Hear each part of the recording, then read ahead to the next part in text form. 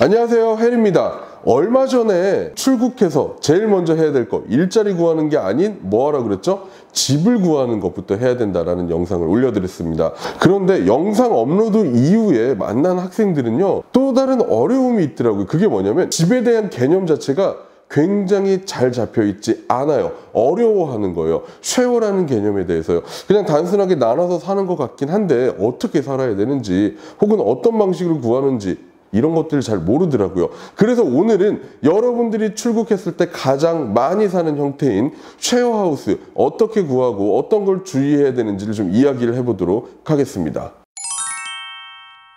우리 주변에서도요, 이제는 점점 쉐어하우스 형태가 많이 생기고 있는 것 같습니다. 아무래도 집값이 좀 높다 보니까 생기는 것 같은데, 그래도 우리는 원룸이라고 하는 굉장히 좋은 시스템을 가지고 있죠. 사실 해외 나가면 원룸을 만나기가 쉽지가 않아요. 있다고 하더라도 굉장히 가격이 높죠. 그래서 우리는 쉐어라는 형태로 보통 살게 됩니다. 자, 그러면 여기서 질문이 나오더라고요. 정확히 쉐어가 뭐예요? 라고 물어보시는 분들이 있는데요. 예를 들어 제가 돈이 좀 있어요. 그래서 이 돈을 가지고 어딘가에 투자를 하고 싶습니다. 그래서 밴쿠버든 시드니든 어딘가에 제가 집을 투자 목적으로 아파트를 하나 삽니다. 여기에 누군가가 들어와서 월세를 저한테 줘야 되죠. 그래서 부동산에다가 월세로 들어올 사람을 구하게 됩니다. 자, 그랬을 때 누군가가 월세를 주고 들어오겠죠. 이 사람들을 우리가 보통 집을 렌트했다라고 이야기를 합니다. 저는 이 사람에게 렌트했다 보니까 저는 이제 상관없어요.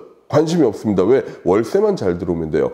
근데 렌트한 사람이 들어와서 보니까 월세가 너무 비싸요.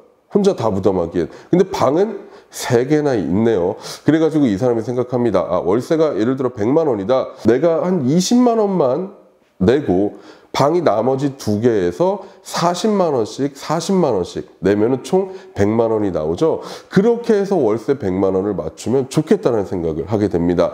그래서 나머지 방 2개를 거래 사이트에 올려놓게 됩니다. 그럼 누군가가 저 여기 들어가 살래요라고 하고 그 집을 구하게 되죠. 그걸 여러분들 바로 쉐어한다라고 이야기를 하는 겁니다.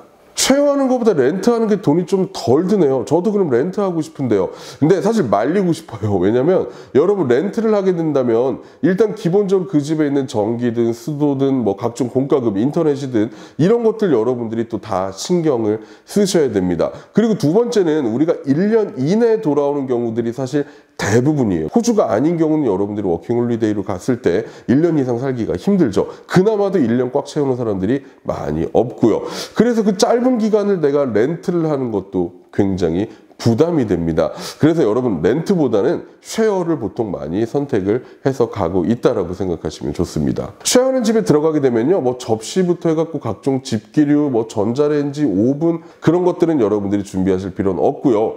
여러분들이 준비할 건 개인 물품들, 뭐 침구류 같은 거 있죠. 그리고 소모품, 세제라든가 뭐 비누라든가 이런 것들은 여러분들이 준비를 하시면 됩니다. 방값은 여러분 뭐 1주로 내는 데 있고 2주마다 내는 데도 있기는 해요. 하지만 대부분은 4주 기준이라고 생각하시면 됩니다. 그리고 4주 기준의 방값에 대한 여러분 보증금을 내야죠. 디파짓이라고 표현을 하죠. 보증금 같은 경우는요, 거의 대부분은 내 한 달 방세 정도가 여러분의 보증금이라고 생각하시면 좋겠습니다. 집을 구할 때 여러분 굉장히 많은 것들을 고려하고 주의하셔야 됩니다. 대표적인 게 집을 보지 않고 계약하는 경우들이 간혹 나와요. 내가 온라인 상에서 보고 그 사람하고 연락을 하고 나서 그 사람에게 돈을 보내줍니다. 그리고 나서 내가 이사 날짜가 돼서 그 집을 갔는데 웬걸요? 사진으로 보던 건 다 뽀샵이었죠. 여러분들 반드시 내가 어떤 집이 마음에 든다라고 했을 때는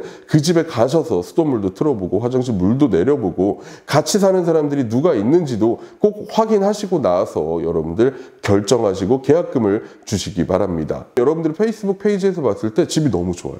DM을 보내죠. 그랬을 때 바로 연락이 옵니다. 그래요. 이 방이 있어요. 가격은 진짜 이렇고 이렇습니다. 근데 보러 오려고 하는 사람들이 너무 많아요. 그래서 네가 만약에 나한테 20만 원 혹은 30만 원 정도 되는 돈을 먼저 보내주면 내가 다른 사람들이 이 집을 보지 않게끔 할게. 그리고 너한테 제일 먼저 선택권을 줄게 라고 이야기를 합니다.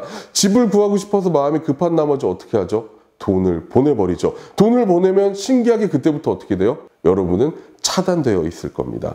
그래서 이런 경우에는 여러분 절대로 먼저 돈을 보내지 마시고요. 여러분들이 직접 뭐든지 눈으로 확인하시고 나서 돈을 보내든지 혹은 어떤 계약을 하든지 꼭 하시기 바랍니다. 그리고 한 가지만 더 이야기를 드리면 집값에 여러분들 공과금이 포함이 되어 있는지 계약사항에서는 반드시 확인하고 여러분들이 입주를 하시는 게 제일 좋습니다. 지금 설명드린 내용들 자체가 처음에 들어가서 집을 구하려고 하는 사람들에게는 꼭 필요한 내용이니까 다시 한번 여러분 제가 말씀드린 내용 꼭 기억하시고요. 잊지 마시고 여러분 해리원정대 구독과 알림 설정 꼭 해주시기 바랍니다. 지금까지 해리였습니다. 감사합니다.